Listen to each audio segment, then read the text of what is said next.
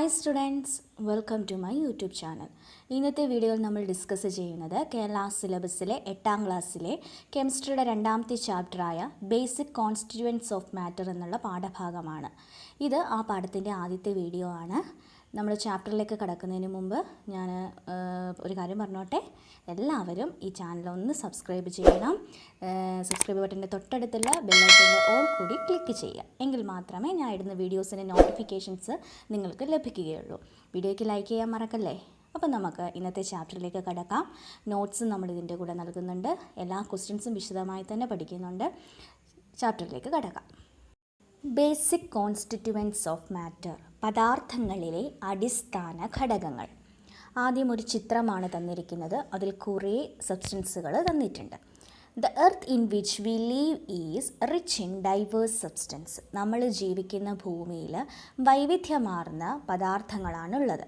Most of these substances which occur in different physical states are mixtures and a few others are pure substances.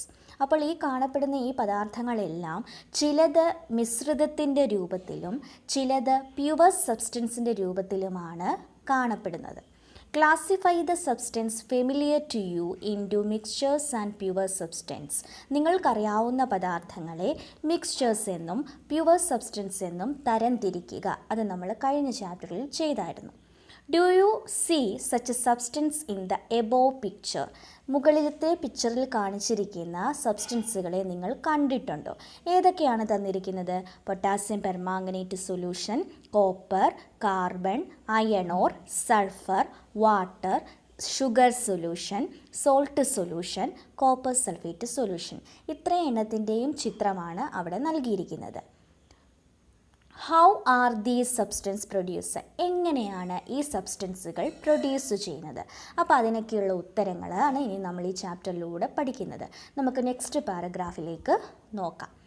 Break a piece of sugar candy. ഒരു പഞ്ചസാര മിഠായി എടുത്ത് അത് break ചെയ്യുക, പൊട്ടിക്കുക. Break the piece thus obtain again into smaller pieces. അപ്പം ആദ്യം ഒരു പൊട്ടിക്കുക, പിന്നീട് ആ കിട്ടിയ തരികളെ വീണ്ടും നമ്മൾ ബ്രേക്ക് ചെയ്യുക. Have you ever thought how small the particles can be made into by breaking it? നിങ്ങൾക്ക് ചിന്തിക്കാൻ കഴിഞ്ഞു ഇത് ബ്രേക്ക് ചെയ്ത് എത്രത്തോളം ചെറിയ പാർട്ടിക്കിളാക്കി വരെ മാറ്റാൻ കഴിയുമെന്ന് നിങ്ങൾക്ക് ചിന്തിക്കാൻ കഴിയുമോ? Sugar candy, potassium permanganate, gold, silver, etc. are pure substance. Underline that sentence. എന്താണ് പറഞ്ഞത്? Sugar candy, potassium permanganate, gold, silver എന്നിവ pure സബ്സ്റ്റൻസുകളാണ്, ശുദ്ധപദാർത്ഥങ്ങളാണ്. You know that the particles in sugar candy and potassium permanganate solutions cannot be seen as they are extremely small. അപ്പോൾ sugar ക്യാൻഡിയിലെയും potassium permanganate സൊല്യൂഷനിലെയും പാർട്ടിക്കിൾസിനെ നമുക്ക് കാണാൻ കഴിയുകയില്ല. കാരണം അത് അത്ര എക്സ്ട്രീംലി സ്മോൾ ആണ്. Now let's carry out an experiment. നമുക്കൊരു എക്സ്പെരിമെൻറ്റ് നോക്കാം. Take 1 or 2 piece of camphor in a china dish. China ഡിഷിൽ 1-2 പീസ് ക്യാംഫർ, കർപ്പൂരം എടുക്കുക. Heat the china dish slowly. ഈ കർപ്പൂരം വെച്ചിട്ടുള്ള ചൈന ഡിഷ് നമ്മൾ ചൂടാക്കുക. What do we observe? എന്തായിരിക്കും അവിടെ നിരീക്ഷിക്കാൻ പറ്റുന്നത്? What kind of change occurs to camphor? ആ കർപ്പൂരത്തിന് എന്ത് ചേഞ്ചാണ് സംഭവിച്ചത്? Camphor changes into vapour and disappears. കർപ്പൂരം തീ വെച്ച് നമ്മൾ കത്തിക്കുമ്പോൾ അത് വേപ്പറായി മാറുകയും അപ്രത്യക്ഷമാവുകയും ചെയ്യും, ഡിസപ്പിയർ ആവുകയും ചെയ്യും. Do you get the smell? നിങ്ങൾക്ക് അതിൻ്റെ മണം ലഭിക്കുന്നുണ്ടോ? Yes, the smell spreads everywhere. പക്ഷേ അത് കർപ്പൂരം കത്തി ബാഷ്പമായി വേപ്പറായി പോയാലും അതിൻ്റെ മണം എല്ലായിടത്തും ലഭിക്കും. Doesn't the smell linger even after the camphor has disappeared completely? കർപ്പൂരം മുഴുവനായും അപ്രത്യക്ഷമായെങ്കിലും നമുക്ക് ആ മണം ആസ്വദിക്കാൻ പറ്റുന്നുണ്ട്. Here also the particles of camphor are not visible. നമുക്ക് ക്യാംഫറിൻ്റെ ആ പാർട്ടിക്കിൾ കാണാൻ പറ്റുമോ? കഴിയുന്നുണ്ടോ? ഇല്ല.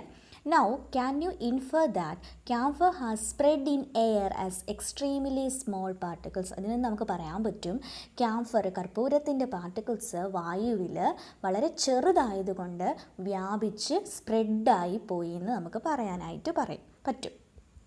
Isn't it the same that happens when water taken in a wash glass evaporated?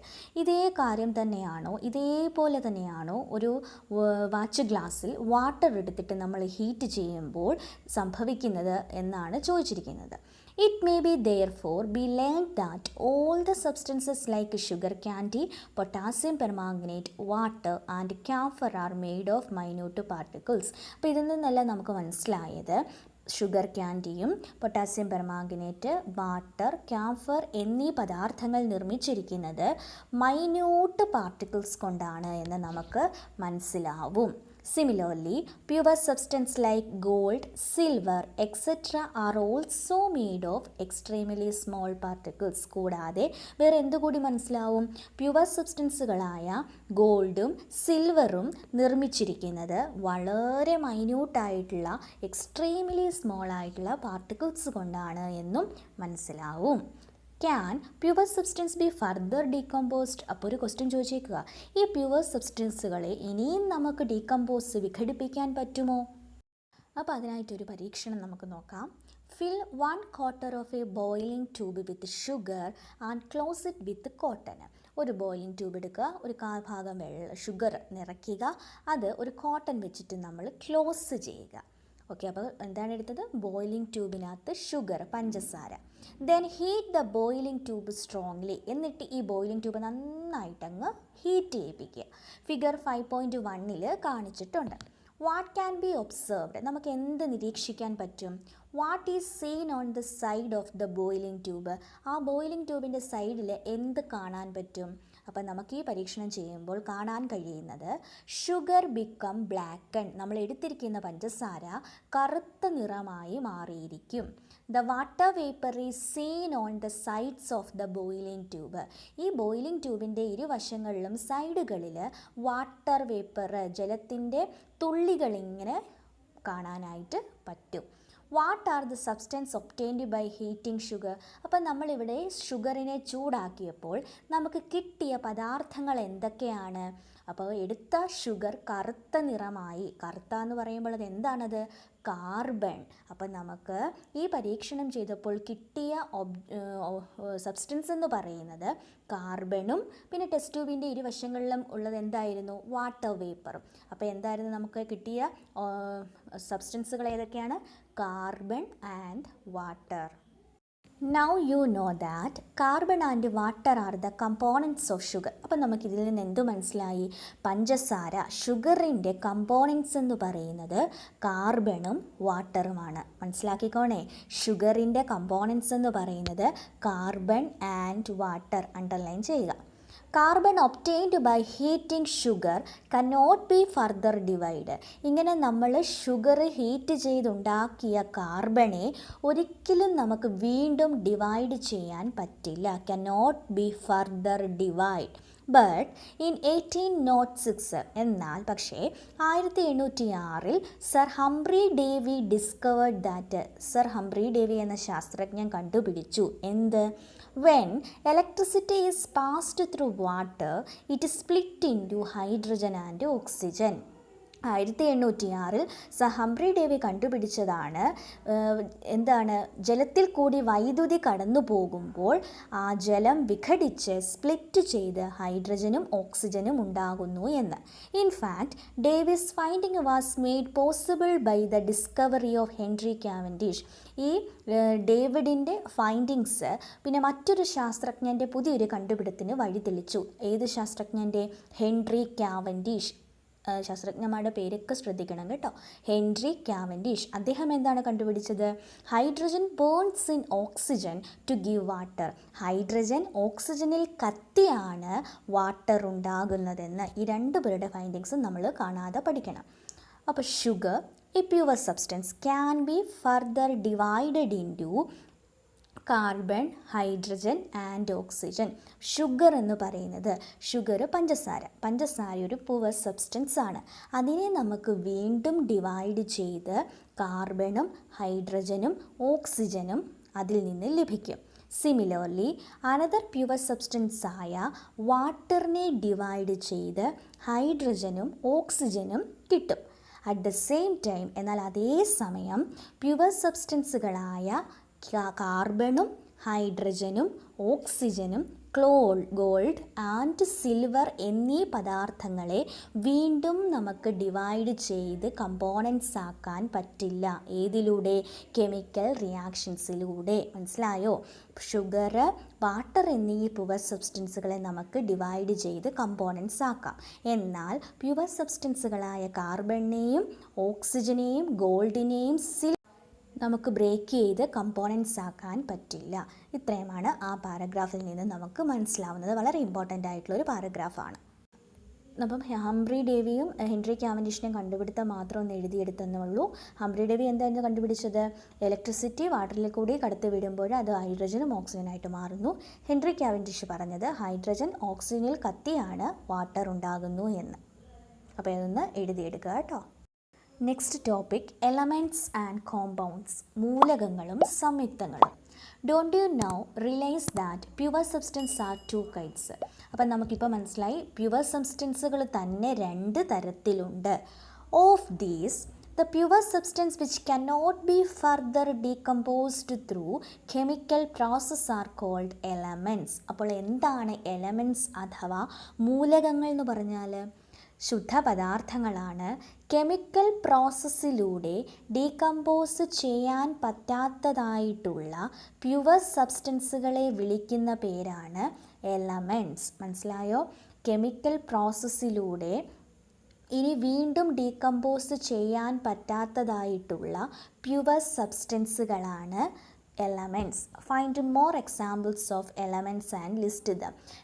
എലമെൻറ്റ്സിന് example കണ്ടുപിടിച്ച് എഴുതാനാണ് പറഞ്ഞിരിക്കുന്നത്. നമുക്ക് നോക്കാം.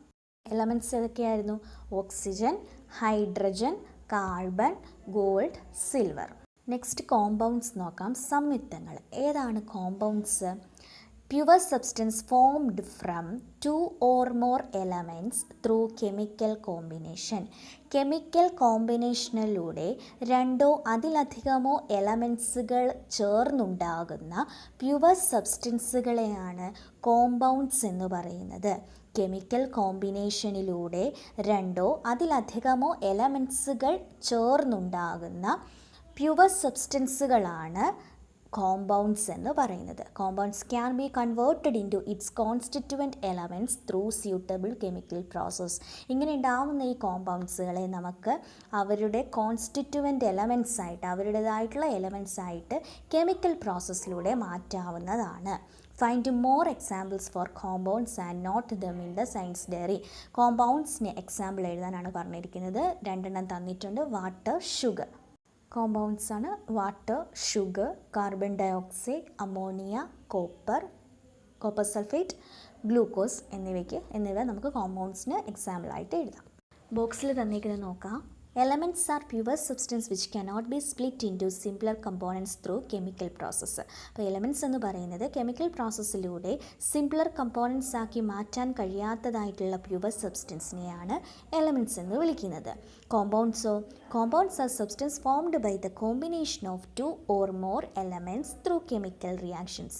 കെമിക്കൽ റിയാക്ഷൻസിലൂടെ രണ്ടോ അതിലധികമോ എലമെൻറ്റ്സുകൾ കമ്പൈൻ ചെയ്തുണ്ടാകുന്ന പ്യുവർ സബ്സ്റ്റൻസുകളെയാണ് കോമ്പൗണ്ട്സ് എന്ന് പറയുന്നത്.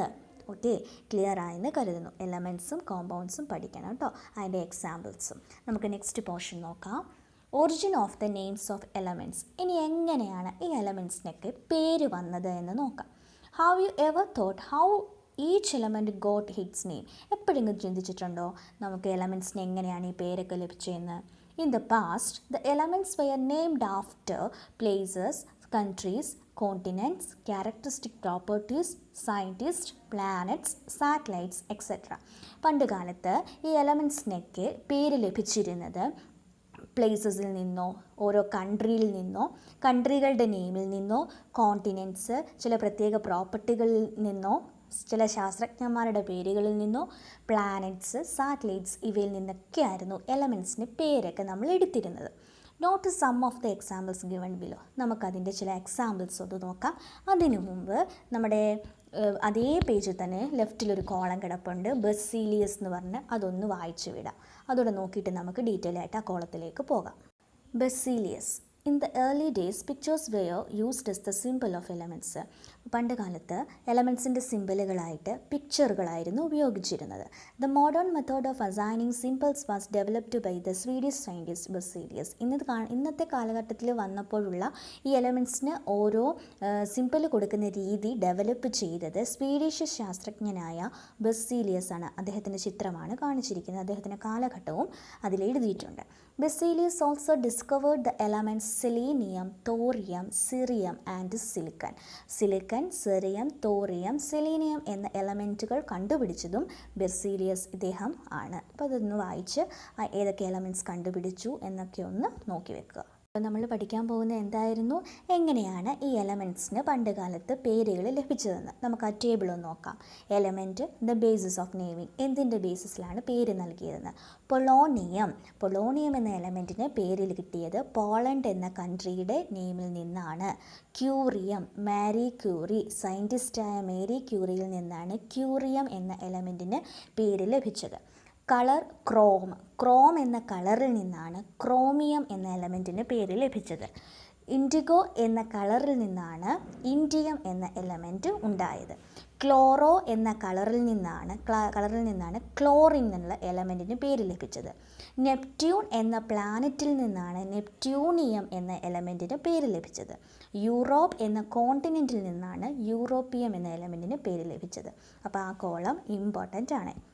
Find the basis for giving names to the elements in the table given below and complete the table. താഴെയും ഇതുപോലൊരു ടേബിൾ തന്നിട്ടുണ്ട്. എലമെൻറ്റും ദ ബേസിസ് ഓഫ് നെയിമിങ്ങും അത് പൂരിപ്പിച്ച് എഴുതാനാണ് പറഞ്ഞിരിക്കുന്നത്. അതെങ്ങനെ എഴുതാമെന്ന് നമുക്കൊന്ന് നോക്കാം.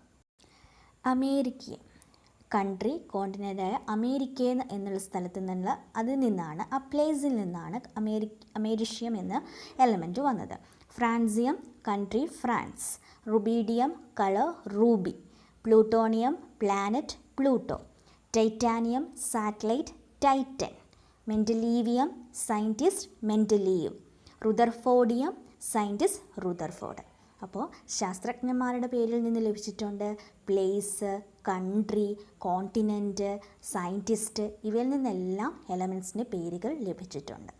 നെക്സ്റ്റ് പേജ് വളരെ ഇമ്പോർട്ടൻ്റ് ആണ്. Symbols are used for representing elements. എലമെൻറ്റ്സിനെ റെപ്രസെൻറ്റ് ചെയ്യാൻ നമ്മൾ ഉപയോഗിക്കുന്നതാണ് സിമ്പിളുകൾ. Symbols are assigned to elements in different ways. ഒരു എലമെൻറ്റിന് സിമ്പിൾ നൽകുന്നതിന് പല രീതികളുണ്ട്. അങ്ങനെയുള്ള രീതികളാണ് ഇന്ന് നമ്മൾ പഠിക്കുന്നത്. അപ്പോൾ എലമെൻറ്റ് സിമ്പിൾ. കാർബണിൻ്റെ symbol C, oxygen O, nitrogen N, hydrogen H, sulphur S. ഇവിടെ എല്ലാം ഒന്ന് ശ്രദ്ധിച്ചേ, ക്യാപിറ്റൽ ലെറ്ററുകളാണ് നൽകിയിരിക്കുന്നത് അല്ലേ. ഫസ്റ്റ് ലെറ്ററിൻ്റെ ആ എലമെൻറ്റിൻ്റെ ഫസ്റ്റ് ലെറ്ററിനാണ് സിമ്പിളായി ഉപയോഗിച്ചിരിക്കുന്നത്. The first letter of the English name is used as the simple for the element in the table. ആ എലമെൻറ്റിൻ്റെ ഫസ്റ്റ് ലെറ്ററിൻ്റെ ആണ് നമ്മൾ ഇവിടെ സിമ്പിളായി ഉപയോഗിച്ചിരിക്കുന്നത്. The capital letters are used as the simple. അപ്പം സിമ്പിളായി ഉപയോഗിച്ചിരിക്കുന്നത് capital ലെറ്ററാണ്. But for some elements, along with the first letter, the second or another prominent letter is also used in the symbol as a small letter. എന്നാൽ ചില വേറെ എലമെൻറ്റ്സുകൾക്ക് first ലെറ്ററിനോടൊപ്പം സെക്കൻഡോ അല്ലെങ്കിൽ അതിൽ prominent ആയിട്ടുള്ള ഏതെങ്കിലും ഒരു ലെറ്ററോ സ്മോൾ ലെറ്ററായി ഉപയോഗിക്കും. ഉദാഹരണം കാൽസ്യത്തിൽ നമ്മൾ ഫസ്റ്റ് ലെറ്ററായ ക്യാപിറ്റൽ സിയും എടുക്കും, പിന്നീട് സ്മോൾ ലെറ്റർ എയും. അപ്പോൾ CA എന്നാണ് കാൽസ്യത്തിൻ്റെ symbol. Chlorine capital C, small letter L, Cl. ക്രോമിയമോ ക്യാപിറ്റൽ C, അതിലെ മറ്റ് ലെറ്റർ ഏതാണ് എടുത്തിരിക്കുന്നത്, സ്മോൾ ലെറ്റർ R, Cr. ബ്രോമിനോ capital B, small letter R, Br. Beryllium capital B, small letter E. അപ്പോൾ രണ്ടാമത്തെ ടേബിളിൽ ഫസ്റ്റ് ലെറ്ററിനോടൊപ്പം സെക്കൻഡ് ലെറ്ററോ പ്രോമിനൻ്റ് ആയിട്ടുള്ള മറ്റേതെങ്കിലും ഒരു ലെറ്ററിൻ്റെ സ്മോൾ ലെറ്ററോ ആയിരുന്നു നമ്മൾ സിമ്പിളായി എടുത്തിരുന്നത്. The symbol of some elements have been derived from their Latin names. Look at the example. എന്നാൽ ചില എലമെൻറ്റ്സിൻ്റെ സിമ്പിളായി നമ്മൾ അവയുടെ ലാറ്റിൻ നെയിമിൻ്റെ അടിസ്ഥാനത്തിൽ എഴുതാറുണ്ട്. അതിൻ്റെ എക്സാമ്പിൾസ് നോക്കാം. സോഡിയം. സോഡിയത്തിൻ്റെ ലാറ്റിൻ നെയിം നേട്രിയം എന്നാണ്. അങ്ങനെയാണ് സോഡിയത്തിന് Na എന്ന സിമ്പൽ ലഭിച്ചത്. അപ്പോൾ സോഡിയത്തിൻ്റെ സിമ്പൽ നേട്രിയത്തിൽ നിന്ന് Na. പൊട്ടാസ്യത്തിൻ്റെ ലാറ്റിൻ നെയിം കാലിയം എന്നാണ്. അങ്ങനെയാണ് സിമ്പൽ ക്യാപിറ്റൽ K വന്നത്. Copper cuprum Cu, iron ferrum Fe. അപ്പോൾ 3 രീതിയിലാണ് നമ്മൾ സിമ്പിൾസുകൾ അസൈൻ ചെയ്ത് കൊടുക്കുന്നത് പഠിച്ചത്. ആദ്യത്തേനകത്ത് ക്യാപിറ്റൽ ലെറ്റർ നെയിമിൻ്റെ ഫസ്റ്റ് ലെറ്റർ ക്യാപിറ്റൽ രൂപത്തിൽ കൊടുത്തു പഠിച്ചു. രണ്ടാമത്തത് ഫസ്റ്റ് ലെറ്ററിനോടൊപ്പം സെക്കൻഡ് ലെറ്ററോ പ്രോമിനൻ്റ് ആയിട്ടുള്ള മറ്റേതൊരു ലെറ്ററിൻ്റെ സ്മോൾ ലെറ്റർ കൊടുത്ത് പഠിച്ചു. മൂന്നാമത്തത് ലാറ്റിൻ നെയിമിൽ നിന്നുള്ള സിമ്പിൾ കൊടുക്കുന്ന രീതിയും പഠിച്ചു. നെക്സ്റ്റ് ഒരു പീരിയോഡിക് ടേബിളിൻ്റെ ചിത്രമാണ്. The periodic table of element is given in the picture. Periodic ടേബിളിനകത്തിൽ ഒരു ബ്രൗൺ കളറിൽ ഗ്യാസസ് ആണ് കാണിച്ചിരിക്കുന്നത്, സ്കൈ ബ്ലൂ കളറിൽ ലിക്വിഡ്സ്, പിന്നെ ഒരു ലൈറ്റ് പിങ്ക് കളറിലാണെങ്കിൽ സിന്തറ്റിക് എലമെൻറ്റ്സ് കൃത്രിമ മൂലകങ്ങളാണ് കാണിച്ചിരിക്കുന്നത്. ആറ്റോമിക് നമ്പർ തന്നിട്ടുണ്ട്, സിമ്പലുണ്ട്, മലയാളം നെയിമുണ്ട്, ഇംഗ്ലീഷ് നെയിമുണ്ട്, ലാറ്റിന് ഗ്രീക്ക് നെയിംസും അതിൽ തന്നിട്ടുണ്ട്. ഇനി ഇതിനെ ആസ്പദമാക്കിയിട്ട് കുറച്ച് ക്വസ്റ്റ്യൻസ് ചോദിച്ചിട്ടുണ്ട്. അതിൻ്റെ ആൻസേഴ്സ് നമുക്ക് ആൻസർ ചെയ്യാം. Elements familiar to. ഏതൊക്കെ എലമെൻറ്റ്സ് ആണ് നിങ്ങൾക്ക് ഇതിൽ ഫെമിലിയർ ആയിട്ടുള്ളത്, പരിചിതമായിട്ടുള്ളത്? Hydrogen, oxygen, carbon, iron, copper, chlorine, silver, gold. List separately some elements which exist in solid, liquid and gaseous state. അപ്പം ഈ തന്നിരിക്കുന്ന എലമെൻറ്റ്സുകളെ സോളിഡ്, ലിക്വിഡ്, ഗേഷ്യസ് സ്റ്റേറ്റിലേക്ക് തരംതിരിച്ച് എഴുതാനാണ് പറഞ്ഞിരിക്കുന്നത്. സോളിഡിനകത്തിൽ iron, copper, aluminium, gold, lead, carbon. Liquid ദ്രാവക രൂപത്തിലുള്ളത് ഏതൊക്കെയാണ്? Mercury, bromine. Gas hydrogen, oxygen, nitrogen, chlorine. അപ്പോൾ ആ പീരിയോഡിക് ടേബിളിനെ ആസ്പദമാക്കിയിട്ടാണ് കേട്ടോ നമ്മൾ ഇതിന് ആൻസർ ചെയ്യുന്നത്. Next question, the elements which you have actually seen. നിങ്ങൾ ശരിക്കും കണ്ടിട്ടുള്ള എലമെൻറ്റ്സുകൾ ഏതൊക്കെയാണ്? Iron, zinc, silver, lead, gold, aluminium. ഇവയൊക്കെ നമ്മൾ കണ്ടിട്ടുള്ളതാണ്. നാലാമത്തെ question, the element which are more useful in our daily life. നമ്മുടെ നിത്യജീവിതത്തിൽ നമുക്ക് മോർ യൂസ്ഫുൾ ആയിട്ടുള്ള എലമെൻറ്റ്സുകൾ ഏതൊക്കെയാണ്? Iron, aluminium, carbon, gold, copper, oxygen, nickel. അപ്പോൾ ഇത്തരത്തിൽ നമുക്ക് ആ ക്വസ്റ്റ്യൻ ആൻസേഴ്സ് ചെയ്യാനായിട്ട് പറ്റും. Next topic, atom and molecule. ആറ്റവും തന്മാത്രകളും. Let see which is the smallest particle of an element. ഇനി നമുക്ക് നോക്കാം, ഒരു എലമെൻറ്റിൻ്റെ ഏറ്റവും ചെറിയ പാർട്ടിക്കിൾ ഏതാണ്? The element carbon is made up of extremely small particle. മൂലകമായ കാർബൺ നിർമ്മിച്ചിരിക്കുന്നത് വളരെ സ്മോളായിട്ടുള്ള പാർട്ടിക്കിൾസുകൾ കൊണ്ടാണ്. Think of breaking a piece of carbon into smaller and smaller particle. ഒരു കാർബണിൻ്റെ പീസ് എടുത്ത് കൊച്ചായി മുറിക്കുന്നതായിട്ട് നമ്മൾ ബ്രേക്ക് ചെയ്യുന്നതായിട്ട് ചിന്തിക്കുക. When it is broken up in this manner, we get to the smallest particle which retains all the characteristic properties of carbon at the end. അപ്പം നമ്മൾ ഈ കാർബണിനെ മുറിച്ച് വരുമ്പോൾ, ഇങ്ങനെ വിഭജിക്കുമ്പോൾ, ഈ കാർബണിൻ്റെ ഒരാറ്റം നമുക്ക് കിട്ടും. എങ്ങനെയുള്ള ആറ്റം? കാർബണിൻ്റെ എല്ലാ ഗുണങ്ങളും കാണിക്കുന്ന ഏറ്റവും ചെറിയ ഒരു കണം നമുക്ക് ലഭിക്കും. ഈ കണത്തെ കാർബണിൻ്റെ ഒരു ആറ്റം എന്ന് നമുക്ക് പറയാം. This smallest particle is called an atom of carbon. The other elements are also made up of their atom. ഒരു മൂലകത്തിൻ്റെ എല്ലാ സ്വഭാവം കാണിക്കുന്ന ഈ ചെറിയ ആറ്റത്തെയല്ലേ നമ്മൾ കാർബണിൻ്റെ ആറ്റം എന്ന് പറയുന്നത്. മറ്റു മൂലകങ്ങളും ഇതുപോലെ അവയുടെ ആറ്റങ്ങളാൽ നിർമ്മിതമാണ്. The other elements are also made up of their atoms. മറ്റു മൂലകങ്ങളും അവരുടെ ആറ്റങ്ങളാൽ നിർമ്മിതമാണ്. അപ്പോൾ ആറ്റത്തിൻ്റെ ഡെഫിനിഷൻ പഠിക്കാം. Atom is the smallest particle which shows all the characteristics properties of an element. ഒരു മൂലകത്തിൻ്റെ എല്ലാ സ്വഭാവവും കാണിക്കുന്ന ഏറ്റവും ചെറിയ കണികയാണ് ആറ്റം. സ്മോളസ്റ്റ് പാർട്ടിക്കിൾ കേട്ടോ. ഒരു മൂലകത്തിൻ്റെ എല്ലാ സ്വഭാവവും ക്യാരക്ടറിസ്റ്റിക് പ്രോപ്പർട്ടി എന്ന് പറഞ്ഞിരിക്കുന്നതിൻ്റെ മലയാളമാണ്. എല്ലാ സ്വഭാവവും കാണിക്കുന്ന ഏറ്റവും ചെറിയ കണികയാണ് ആറ്റം. എന്നാൽ atoms of some gaseous elements like helium, neon can exist as free single atom. എന്നാൽ ഹീലിയം, നിയോൺ എന്നീ വാതക മൂലകങ്ങളുടെ ആറ്റങ്ങൾക്ക് ഒറ്റ ആറ്റമായി തന്നെ സ്വതന്ത്രമായി നിലനിൽക്കാൻ പറ്റും. But atoms of some other gaseous elements, എന്നാൽ ഹൈഡ്രജൻ, ഓക്സിജൻ പോലെയുള്ള വാതക മൂലകങ്ങൾക്ക്, ഗേഷ്യസ് എലമെൻ്റ് എന്ന മലയാളമാണ്, വാതക മൂലകങ്ങൾക്ക് can exist only as a combination of two atom. ആ ആറ്റങ്ങൾ, മൂലകങ്ങളുടെ ആറ്റങ്ങൾക്ക്, ഏതൊക്കെ, ഹൈഡ്രജൻ്റെയും ഓക്സിജൻ്റെയും മൂലകങ്ങളുടെ ആറ്റങ്ങൾക്ക് രണ്ട് ആറ്റങ്ങൾ ചേർന്ന് ജോഡിയായി മാത്രമേ നിലനിൽക്കാൻ കഴിയൂ. അപ്പോൾ നിയോൺ, ഹീലിയം പോലുള്ളവയ്ക്ക് ഫ്രീ ആയിട്ട് സിംഗിൾ ആറ്റമായിട്ട് നിലനിൽക്കാനും ഹൈഡ്രജൻ, ഓക്സിജൻ പോലെയുള്ള എലമെൻറ്റ്സ്, ഗേഷ്യസ് എലമെൻറ്റ്സിന് കോമ്പിനേഷനായിട്ട് രണ്ട് ആറ്റങ്ങൾ ചേർന്ന് ജോഡിയായി മാത്രമേ നിലനിൽക്കാൻ കഴിയുകയുള്ളൂ. അതാണ് ആ പിക്ചറിൽ കാണിച്ചിരിക്കുന്നത്. ആ ചിത്രത്തിലേക്ക് ഇടതുവശത്തെ ചിത്രത്തിൽ കാണിച്ചു കണ്ടോ, നിയോണിന് ഒറ്റ ആറ്റം, ഓക്സിജൻ രണ്ട് ആറ്റം ചേർന്ന്, ഹീലിയവും ഒറ്റ ആറ്റം, ഫോസ്ഫറസിനോ 4 ആറ്റങ്ങൾ ചേർന്ന്, സൾഫറിന് 8 ആറ്റങ്ങൾ ചേർന്ന്. Okay, atoms of some elements are seen to exist as a combination of more than 2 atoms. അപ്പോൾ നമ്മൾ പറഞ്ഞ എന്തായിരുന്നു, ചില ആറ്റംസ്, ചില എലമെൻറ്റ്സിൻ്റെ ആറ്റംസിന് കോമ്പിനേഷനായിട്ട് അല്ലെങ്കിൽ ജോഡിയായി മാത്രമേ നിലനിൽക്കാൻ കഴിയുകയുള്ളൂ. ഫിഗർ 5.3 നമ്മളത് കണ്ടു. The smallest particles which can exist independently are called molecules. അപ്പോൾ മോളിക്യൂൾസ് എന്ന് പറഞ്ഞാൽ എന്താണ് മലയാളം, തന്മാത്രകൾ.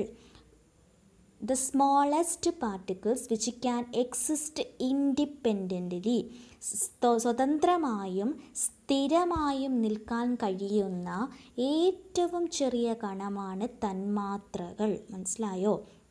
എന്താണ് തന്മാത്രകൾ എന്ന് പറഞ്ഞാൽ? സ്വതന്ത്രമായും സ്ഥിരമായും നിലനിൽക്കാൻ, സ്വതന്ത്രം മീൻസ് ഇൻഡിപെൻഡൻ്റ്ലി, സ്വതന്ത്രമായും സ്ഥിരമായും നിലനിൽക്കുന്ന ഏറ്റവും ചെറിയ കണികയാണ് തന്മാത്രകൾ എന്ന് പറയുന്നത്. Okay, like elements, compounds also have molecules. എലമെൻറ്റ്സിനെ പോലെ കോമ്പൗണ്ട്സിന്, സംയുക്തങ്ങൾക്കും തന്മാത്രകളുണ്ട്. Molecules of compounds consist of atoms of 2 or more different elements. കോമ്പൗണ്ട്സുകളുടെ മോളിക്യൂൾസ്, സംയുക്ത തന്മാത്രകളിൽ വ്യത്യസ്ത മൂലക ആറ്റങ്ങളാണുള്ളത്. സംയുക്ത തന്മാത്രകളിൽ വ്യത്യസ്ത മൂലക ആറ്റമാണുള്ളത്. മോളിക്യൂൾസ് ഓഫ് കോമ്പൗണ്ട്സ്, കോമ്പൗണ്ട്സിൻ്റെ മോളിക്യൂൾസിൽ എങ്ങനെയുള്ള എലമെൻറ്റ്സ് ആണ് കാണപ്പെടുന്നത്?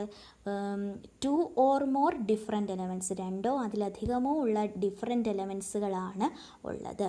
അപ്പോൾ molecules are the smallest particle which can exist independently. അപ്പോൾ മോളിക്യൂൾസിൻ്റെ ഡെഫിനിഷനാണ് ആ ബോക്സിൽ തന്നിരിക്കുന്നത്. തന്മാത്രകൾ എന്ന് പറയുന്നത് സ്വതന്ത്രമായും സ്ഥിരമായും നിലനിൽക്കാൻ കഴിയുന്ന ഏറ്റവും ചെറിയ കണമാണ് തന്മാത്രകൾ. അപ്പോൾ നമ്മൾ ഇന്ന് ഈ വീഡിയോ ഇവിടെ നിർത്തുകയാണ്. ഇന്നത്തെ പോർഷൻസ് ഇത്രയുമാണ് നമ്മൾ പഠിക്കുന്നത്. എല്ലാവർക്കും ക്ലിയർ ആയെന്ന് കരുതുന്നു. ബാക്കി പോർഷൻസ് നമുക്ക് നെക്സ്റ്റ് വീഡിയോയിൽ ഉൾപ്പെടുത്താം. എത്രയും പെട്ടെന്ന് തന്നെ ഞാൻ അടുത്ത വീഡിയോ ആയിട്ട് വരുന്നതായിരിക്കും. അപ്പോൾ നിങ്ങൾക്ക് ഈ ചാനൽ ഇഷ്ടപ്പെട്ടു എങ്കിൽ, നിങ്ങൾക്ക് പ്രയോജനപ്രദമായി എന്ന് തോന്നിയെങ്കിൽ ചാനൽ ആദ്യം സബ്സ്ക്രൈബ് ചെയ്യുക. സബ്സ്ക്രൈബ് ചെയ്യുന്നതിനോടൊപ്പം തന്നെ വീഡിയോയ്ക്ക് ലൈക്ക് ചെയ്യുക, നമ്മുടെ കൂട്ടുകാർക്ക് കൂടി ഒന്ന് ഷെയർ ചെയ്യുക. ഓക്കെ, അപ്പോൾ ഞാൻ 8ാം ക്ലാസ്സിലെ വീഡിയോസൊക്കെ ഇട്ട് തുടങ്ങിയിട്ടുണ്ട്. ഇതെൻ്റെ ഒരു പുതിയ ചാനലാണ്. മാത്സ് തുടങ്ങി, പിന്നെ ആണെങ്കിൽ 8, 9, 10 എന്നിവ ഇടാനാണ് ഞാൻ ഉദ്ദേശിക്കുന്നത്. അപ്പം നിങ്ങളെല്ലാവരും സപ്പോർട്ട് ചെയ്യണം. അപ്പം എല്ലാവരും വീഡിയോ മുഴുവനായി തന്നെ കണ്ട് പഠിക്കുക. All the best. ഇപ്പോൾ നമുക്ക് പരീക്ഷ നടക്കുന്ന സമയമാണ്. എല്ലാവരും മിടുക്കരായിട്ട് തന്നെ പഠിക്കുക. അപ്പം നെക്സ്റ്റ് വീഡിയോയിൽ ബാക്കി പോർഷൻസുമായി കാണുന്നവരേക്കും താങ്ക് യു.